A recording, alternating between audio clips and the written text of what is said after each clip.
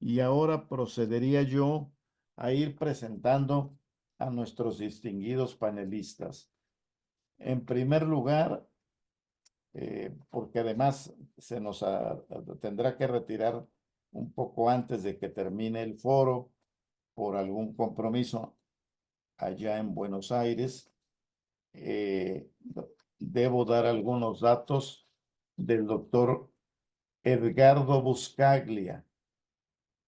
Desde 1989 ha dirigido programas de asesoramiento en 119 países para aplicar acciones antimafia con el fin de combatir y prevenir delitos complejos, incluyendo la convergencia entre delincuencia organizada, corrupción política y gobernabilidad democrática. Se desempeña actualmente como presidente del directorio en Estados Unidos del Wildlife Justice Commission, como presidente del Instituto de Acción Ciudadana en México y es cofundador de Save Democracy, Senior Scholar in Law and Economics en la Universidad de Columbia, Senior invitado en la Universidad degli Studi di Torino, Italia, y de la Facultad de Derecho de la Universidad de Buenos Aires. Muchas gracias, doctor Buscaglia. Adelante. Oh, felicidades, Arturo.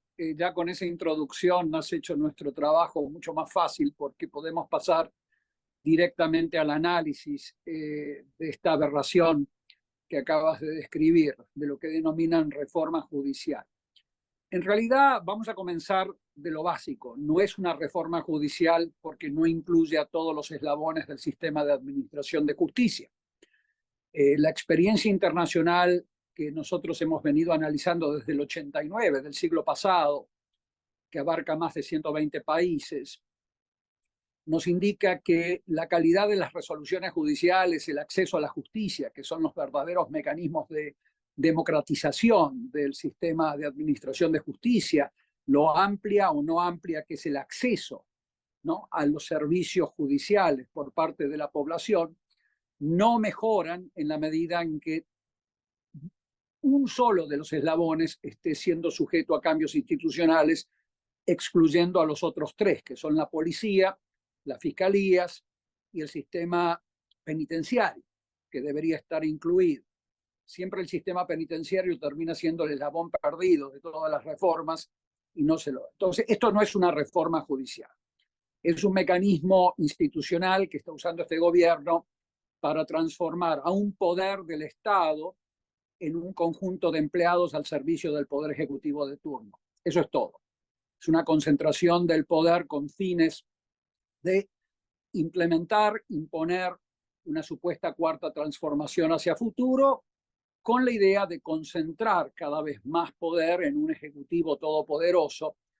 Y ahora voy a tratar de justificar todo lo que vengo diciendo. Hasta ahora esta es una hipótesis. A mí me gustaría entrar en los detalles más analíticos de esto. Los jueces obtienen insumos que son generados por los eslabones previos al procesamiento judicial. Las policías generan investigaciones que nosotros evaluamos a través de muestras de investigaciones en cada uno de los 120 países para determinar si cumplen o no cumplen con los requisitos de calidad de investigaciones establecido en las leyes internacionales de las Naciones Unidas, que establecen los requisitos para que las investigaciones no solo respeten los derechos humanos de las partes, las víctimas y los imputados, sino que además cumplan con los requisitos de generar insumos para que después juezas y juezas puedan motivar sus sentencias debidamente a través de una argumentación jurídica adecuada. Si las policías producen basura, como acostumbran producirla en México, es muy, muy difícil que un juez pueda, una jueza pueda emitir un fallo de alta calidad, que es lo que nosotros medimos. Y lo medimos en todos los países. Ahí presento en esta tabla que ustedes ven frente a ustedes solamente 5 países. Argentina también está incluida, pero fíjense México, porque es lo más importante ahí. Fíjense que en México nosotros evaluamos, acá tienen países, Chile, Italia, México, etcétera. y en cada uno de esos países evaluamos a una muestra de juzgados que procesan delitos complejos. Delitos complejos son delitos en donde se requiere que una red criminal esté involucrada, como la trata de personas, el tráfico de migrantes, el tráfico de armas, el tráfico de drogas, los delitos cibernéticos, etc. Hay 23 tipos de delitos complejos y vamos a cada país a determinar si las investigaciones, las acusaciones penales y el procesamiento de los jueces cumple con los requisitos internacionales que están en las leyes de la ONU, no son acuerditos, son leyes que los países como México ratifican, firman y ratifican, o sea, son ley en México, tan ley como el Código Penal mexicano. Entonces, nosotros evaluamos las violaciones a esas leyes de la ONU.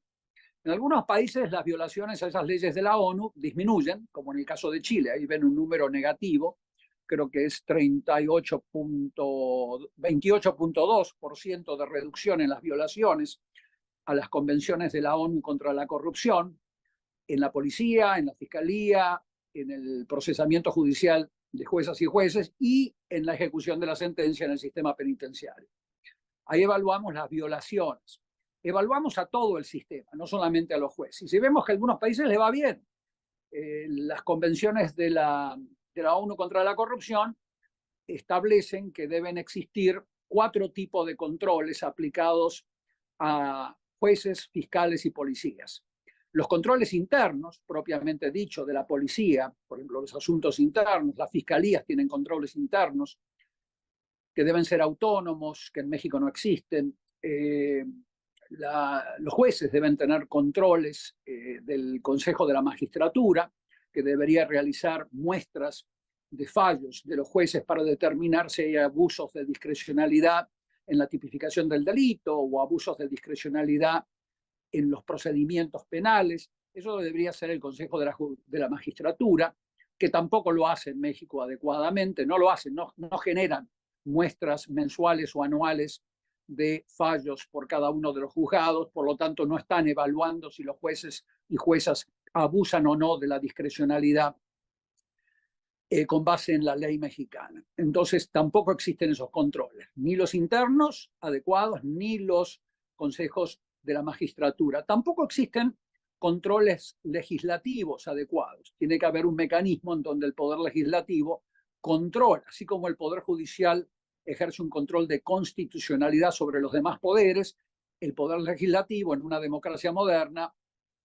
hace comparecer a la Corte Suprema, a ministros de la Corte Suprema en Estados Unidos que tienen que dar cuenta de cómo gastan el dinero, de la calidad de sus resoluciones judiciales. O sea, los pesos y contrapesos interinstitucionales entre los 3 poderes exige que todos se controlen a todos. O sea, el Poder Legislativo controla técnicamente la calidad en la ejecución de los presupuestos por parte del Poder Judicial. El Poder Judicial ejerce controles de constitucionalidad sobre los demás poderes y de esa manera se mantiene un equilibrio de poderes que garantiza el Estado de Derecho. Sin Estado de Derecho, o sea, sin que exista una implementación de las leyes que sea consistente, coherente, no puede haber democracia. En todos los indicadores que existen en el planeta Tierra, de Freedom House, de World Justice Project, del Banco Mundial, de las Naciones Unidas, te indica que los países que tienen pobres niveles de Estado de Derecho, como México, no pueden tener una democracia funcional. Eso es algo importante de recordar. Ustedes van a ver que este gobierno de López Obrador, de Sheinbaum que se nos viene, nunca mencionan Estado de Derecho. Están continuamente pronunciando la palabra pueblo, democracia, democracia, pueblo, pero Estado de Derecho es un insumo ausente de sus discursos. Sin Estado de Derecho lo que vas a tener es lo que menciona el título de este evento, que es una tiranía de las mayorías o una autocracia, ausentes de mayorías, como era el caso de Pinochet o es el caso de Fujimori en Perú en la década del 90. Lo cierto es que en México se están eliminando las capacidades de control de constitucionalidad por parte de juezas y juezas, y ahora voy a abordar ese tema. México, por otro lado, en esta tabla, como pueden ver, tiene desde el año 2003 al 2023, bastante actuales las cifras, un 216.3% de aumento en las violaciones a estos controles que acabo de mencionar. Repito, los controles internos de la calidad del trabajo de policías, fiscalías y jueces, controles de los consejos de la magistratura sobre los fallos de los jueces, controles legislativos, que son los que indica también la Convención de la ONU, las leyes de la ONU, controles del poder legislativo, controles técnicos, no comparecencias con discursitos políticos, sino controles técnicos sobre la calidad de las resoluciones. Y por último, el cuarto tipo de control que indica la ley de la ONU es el control de la sociedad civil, o sea, las auditorías, escuchen esto, auditorías ciudadanas sobre el desempeño de los eslabones del sistema judicial, jueces, fiscales, policías.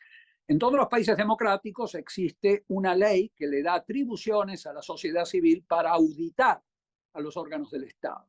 Cuando yo tenía conversaciones directas con un tal Monreal, que creo que ahora es diputado, antes era senador y antes era delegado, etcétera, la primera reacción de él cuando le narramos las reformas legales que introducían a las auditorías ciudadanas como control de la ciudadanía sobre el desempeño de los eslabones de administración de justicia, lo primero que me dijo fue: no se le puede dar tanto control a la ciudadanía.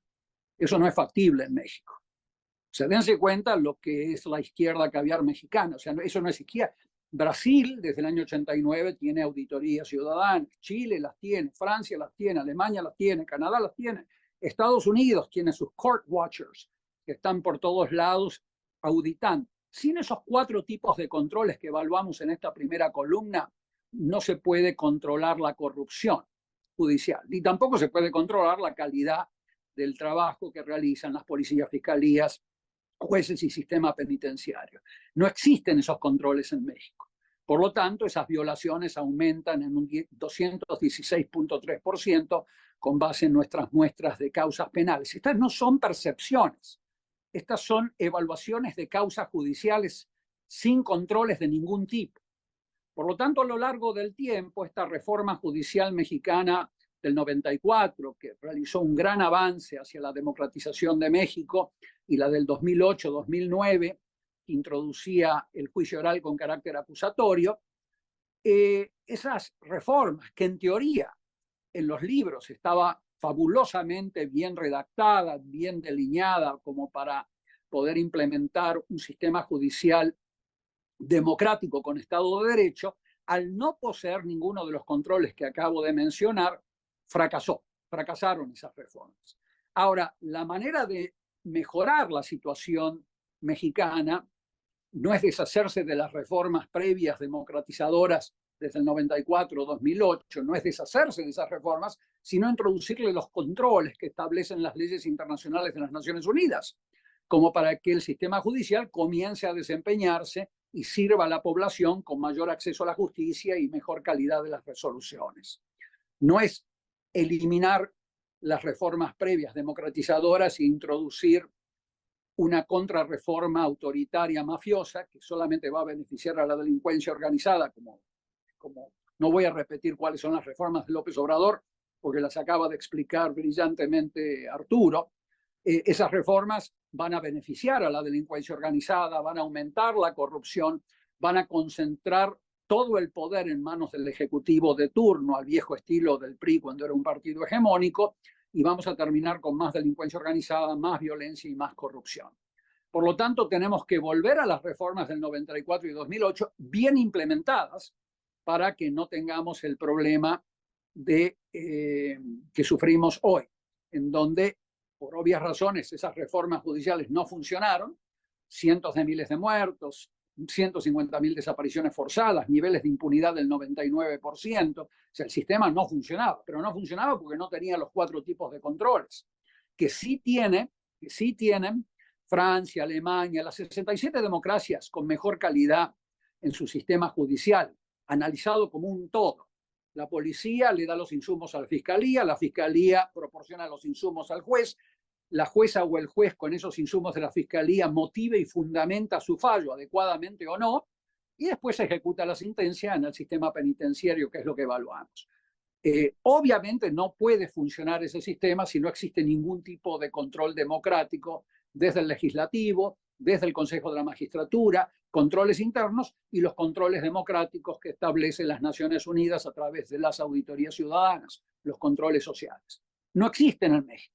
Sí existen en Chile, sí existen en Colombia, sí existen en Brasil, sí existen parcialmente en Argentina, muy parcialmente, porque en Argentina el Consejo de la Judicatura también falla. En Argentina no existe la figura de la auditoría ciudadana. En la Argentina tenemos controles en las instancias de apelación, que funciona mejor que en México, pero lo cierto es que en los países que le fue mejor, Argentina no es uno de ellos, Colombia, Chile, Uruguay, esos 4 tipos de controles que establecen las leyes de la ONU se establecieron claramente y se democratizó el sistema judicial porque todos estos países tuvieron transiciones democráticas también hacia unas democracias, Chile, Uruguay, Colombia, etcétera, Brasil, perdón, tuvieron transiciones democráticas y los sistemas judiciales, respetando el equilibrio de poderes, se fueron democratizando, generando mayor acceso a la justicia, todo medido en nuestros indicadores jurimétricos y mejor calidad de resoluciones. Si podemos volver a la tabla, por favor, para que les indiquemos cómo medimos calidad de las resoluciones, ustedes van a ver que en la próxima columna se titula indicadores que hacen a las frecuencias con las cuales se respeta el debido proceso. El debido proceso hace a las garantías constitucionales que debe proteger para las minorías y las mayorías el Poder Judicial. El único poder que está diseñado para poder proteger los derechos de las minorías es el Poder Judicial, que atiende al respeto de esas garantías constitucionales que hacen a los 58 derechos humanos que contiene la Constitución mexicana, la Constitución argentina y que están plasmados en las leyes internacionales de las Naciones Unidas. Entonces, el Poder Judicial como poder independiente y autónomo es el único garante, el principal garante de que el Poder Legislativo y el Poder Ejecutivo no estén violando esas 58 garantías constitucionales de los individuos, de las personas, de las minorías. Si no existe un Poder Judicial independiente y autónomo, y ese Poder Judicial se transforma en un conjunto de empleados del Ejecutivo a través de un sistema electoral a dedazo, que fabrica las listas como se fabrican en México a dedazo, en donde esas listas de candidaturas a dedazo son presentadas ante un electorado que no conoce quién es quién. Entonces lo que vamos a tener es a un conjunto de empleados de ese ex Poder Judicial al servicio de las mayorías de México y no van a tener ningún incentivo de proteger esos 58 garantías constitucionales contenidas en la Constitución mexicana, argentina, brasileña, chilena, etc. Entonces nosotros en esa próxima columna medimos si se están violando o no esas garantías constitucionales, si esos controles de esas garantías constitucionales que hacen a esos 58 derechos humanos se violan más o se violan menos que antes. Por ejemplo, en Chile se violan menos que en el 2003. En el 2023 se violan un 17.2% menos que en el 2003. En Italia se violan un 9.8% menos que en el 2003. En México se violan un 24.7% más. O sea, el Poder Judicial mexicano a lo largo de ese periodo de 20 años aumentó en casi un 25% las violaciones. O sea, no controló adecuadamente las violaciones a los derechos humanos, ya sea a los derechos humanos de las víctimas o de los imputados, de los procesados. Por lo tanto, ahí te da una idea de que la calidad de las resoluciones en México colapsó en un 25% en los últimos 20 años. Claramente las reformas judiciales mexicanas fracasaron, pero no fracasaron porque estaban mal redactadas o mal delineadas. Eran reformas democratizadoras que apuntaban a instalar un Estado de Derecho en una transición democrática. Lo que pasa es que la clase política se resistió a aprobar los controles, los 4 tipos de controles que hacen a los sistemas judiciales que sí tienen éxito en implementar las reformas judiciales hacia un proceso oral con carácter acusatorio con Estado de Derecho. Por ejemplo, Chile tiene mejor calidad de resoluciones que en el 2003. Italia también. Colombia también. disminuyó en un 39.7% las violaciones al debido proceso, o sea, las violaciones a las garantías constitucionales que hacen esos 58 derechos humanos que se deben respetar a través del control del Poder Judicial. Colombia ha sido el país que más mejoró. Filipinas le fue mal. Tengo 120 países, tantos países. Vean ustedes que en ese sentido la calidad de las resoluciones en México fracasaron. O sea, se están mucho peor que antes, pero la solución, la propuesta institucional democrática hubiese sido: introduzcamos los controles de la ley internacional de la ONU, que son esos 4 tipos de controles que ya les mencioné antes. Observar qué pasó con la delincuencia organizada en estos países. En Chile disminuyó. Nosotros medimos delincuencia organizada a través de un indicador que lo creamos cuando estaba trabajando con las Naciones Unidas. Está publicado por las Naciones Unidas esta metodología del indicador que está ahí en la tercera columna. En Chile disminuyó la frecuencia de delitos organizados, 23 tipos de delitos que van desde la compraventa de seres humanos hasta el tráfico de cigarrillos. Disminuyó como producto de esa mejor calidad del trabajo de los eslabones del sistema judicial, disminuyó en un 16.9%, la delincuencia organizada disminuyó en un 41% en Italia, en México aumentó en un 413% la frecuencia de delitos organizados, como producto de una peor calidad de las resoluciones del sistema judicial y la ausencia de todo tipo de controles en el desempeño de estos juezas y jueces, fiscales y policías. Entonces, la propuesta institucional en un país democrático, países que introdujeron estos 4 tipos de controles, es aplicarlos, institucionalizarlos en la práctica. Esos controles están mencionados en las reformas del 94 y del 2008, pero nunca se implementaron adecuadamente. Entonces, la brecha entre la ley en los libros de la reforma y la ley en la práctica es enorme en México, pero la reforma estaba bien formulada. Se resistieron los actores políticos porque se resistieron a los controles patrimoniales, a los controles de sus jueces, a los controles de sus fiscales, que son usados como títeres de la clase política mexicana.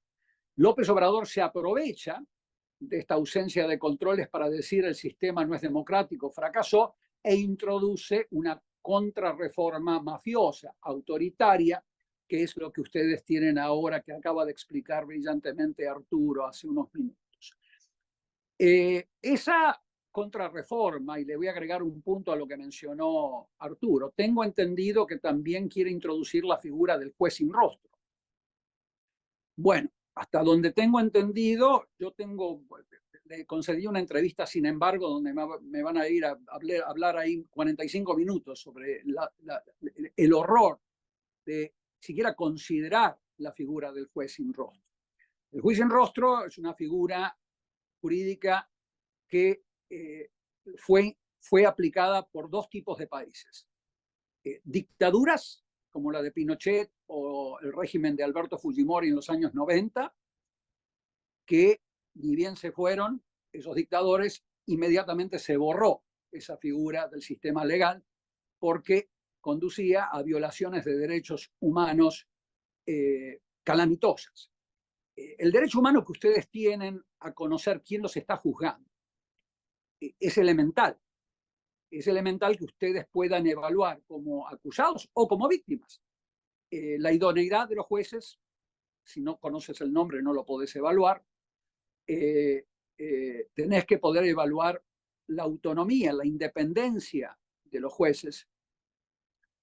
Si no, es muy fácil que estos jueces sin rostros estén sujetos a presiones internas del Estado. Está comprobado en el caso Montesinos cómo Fujimori llamaba a sus jueces sin rostro y les dictaba la sentencia sin que las partes puedan hacer nada, ya que no se conoce el nombre. Y el aspecto ligado a la imparcialidad de estos jueces. Son 3 características que requiere la ley internacional en la Convención Interamericana de Derechos Humanos. Ustedes van a ver ahí un artículo que requiere que los jueces estén sujetos a un proceso de verificación en todas las causas de idoneidad, competencia, imparcialidad e independencia. Por eso, todas las sentencias emitidas por los jueces sin rostro en Perú fueron anuladas por la Corte Interamericana de Derechos Humanos. O sea, México está considerando aplicar una figura que fue aplicada en dictaduras cuyas sentencias fueron anuladas por la Corte Máxima de Derechos Humanos. O sea, dense cuenta de lo que se estoy diciendo. Ahora, ¿por qué quiere tener López Obrador esa figura de jueces sin rostro? Es una contradicción. Me imagino que alguna persona debe ser abogada en el círculo de López Obrador y le debe haber dicho que esto que estoy explicando ha sucedido. El segundo tipo de países que ha implementado esta figura son los países que estaban sujetos a asesinatos masivos, homicidios masivos por parte de la delincuencia organizada o por parte de grupos terroristas de cientos de funcionarios, jueces, políticos, como Colombia en su momento lo fue, como Italia en su momento lo fue. Y como medida desesperada introdujeron, ¿me están escuchando? ¿Se escucha? ¿Se escucha? ¿Se escucha? Sí, te escuchamos perfecto. Sí, gracias. Perfecto, perfecto. Como producto de esa desesperación, Colombia e Italia introdujeron por muy poco tiempo la figura del juez sin rostro, cuando se dieron cuenta que la introducción en esas democracias desesperadas sujetas a todo tipo de inestabilidad institucional, homicidios de personas del más alto nivel, senadores, primeros ministros, en el caso italiano, cuando se dieron cuenta que la introducción de esa figura producía violaciones de derechos humanos horrendos y una proporción de inocentes procesados y sentenciados en las cárceles, inmediatamente Italia y Colombia como democracias retrocedieron y anularon la aplicación de esa figura. Quiero que les entiendan una cosa, o sea, están considerando una figura jurídica que está más que probado a través de las sentencias de la Corte Interamericana de Derechos Humanos, la Corte Europea de Derechos Humanos, toda corte supranacional del planeta ha anulado todo tipo de sentencias que provengan de... ¿Por qué quiere López Obrador implementar esa figura? Una hipótesis es que está desesperado porque no puede proteger la integridad física de los jueces. Esa es una hipótesis que asume que López Obrador no tiene ninguna mala intención. Sin embargo, cuando se introdujo esta figura en Perú, cuando se introdujo en Colombia y en Italia, seguían asesinando a los jueces, porque el Estado estaba infiltrado por la delincuencia organizada y la delincuencia organizada conocía el nombre de los jueces por más que eran clasificados sin rostro. Sabían quiénes eran, los seguían asesinando. Por lo tanto, esa no puede ser la razón por la cual introdujeron esa figura. La razón por la cual uno introduce la figura del juez sin rostro es porque es mucho más fácil de manipular a los jueces cuando no se conoce el nombre, las partes no conocen el nombre, la prensa no conocen los nombres y por lo tanto la experiencia de Perú, la experiencia de Chile, la experiencia de los países que han introducido esa figura indica que es mucho más fácil controlar a la justicia, controlar a los fallos cuando se vuelven políticamente radioactivos y por lo tanto el juez sin rostro representa un canal ideal para un poder ejecutivo que quiere anular al poder judicial y crear un conjunto de empleados al servicio del poder ejecutivo. Por lo tanto, ahí tienen a otro horror, a otra aberración que se está produciendo, que es una aberración autoritaria. Todo país democrático se ha deshecho, no, nunca ha continuado con esa figura. Así que quiero terminar diciéndoles que las reformas para solidificar la reforma del 94, la reforma del 2008, como les expliqué antes, las reformas que deben aplicarse con mayor efectividad a través de esos 4 tipos de controles adecuados, nunca fueron implementadas en México. Hay un vacío total de controles en México, de esos 4 tipos de controles, razón por la cual colapsó la calidad de las resoluciones, aumentó la delincuencia organizada, hay un efecto impunidad espantoso. La propuesta es implementar esos controles democráticos que todos los 67 países, democracias, con la mejor calidad de resoluciones judiciales, mayor acceso a la justicia, ha implementado. Y no caer en esta contrarreforma autoritaria que va a hacer retroceder a México a las cavernas, a las peores épocas de autoritarismo de México, y va a dejar a México aún en peor condición que lo que está ahora, con más nivel de impunidad, si se puede pensar en más nivel de impunidad, más allá del 98%, con más violencia, más corrupción y más delincuencia organizada.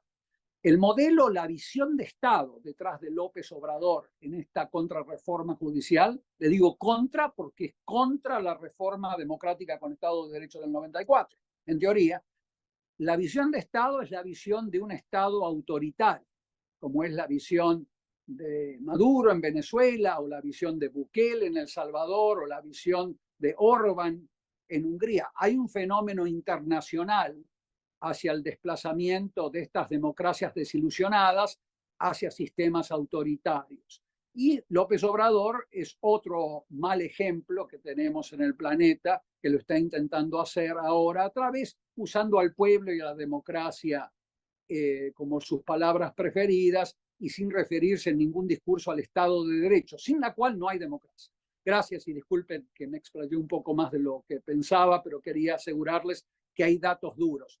Las publicaciones en México que sustentan todo lo que acabo de decir es un libro que se titula Sistema de Justicia Penal y su reforma, teoría y práctica. Es un libro de más de 800 hojas que publicamos junto a otros 3 penalistas mexicanos, Moisés Moreno, muy conocido, Moisés Moreno, Samuel González Ruiz, que fue el primer fiscal antimafia que tuvo en México en los años 90, y Ernesto Mendieta, que fue un fiscal federal también.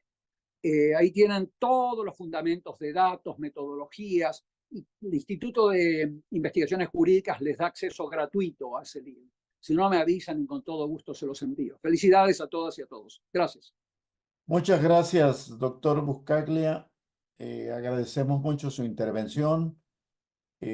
Aporta pues análisis que de alguna manera, decía yo, por la precipitación con que se ha dictaminado, supuestamente el tema de los jueces sin rostro se agregó de última hora en el trabajo de la Comisión de Puntos Constitucionales, lo que no releva de responsabilidades al presidente de la República, porque es su iniciativa y seguramente estará atento de lo que están haciendo sus legisladores. Y bueno, el cuadro que nos presentó Edgardo es muy útil para tener las referencias comparadas de dónde estamos parados en estos temas en el caso de la justicia mexicana. Muchas gracias, Edgardo. Muy brillante exposición como siempre.